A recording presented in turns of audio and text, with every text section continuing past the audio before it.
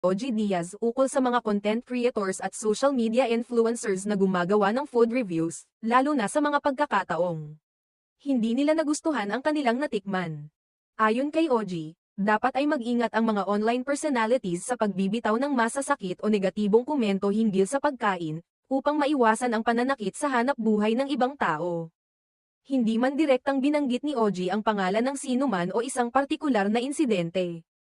Maraming netizens ang nakapansin na tila tumutugma ito sa kasalukuyang mainit na isyu kaugnay ng viral food review ni Yulin Castro, na mas kilala sa social media bilang pambansang Yubab. Naging kontrobersyal ang review ni Castro sa isang coffee shop sa Iloilo, kung saan inihayag niyang hindi siya nasiyahan sa inumin at serbisyo ng nasabing establishmento. Nag-ugat ang diskusyon matapos kumalat ang kanyang video review, at umani ito ng matinding reaksyon sa publiko, pati na rin mula sa mismong lokal na pamahalaan.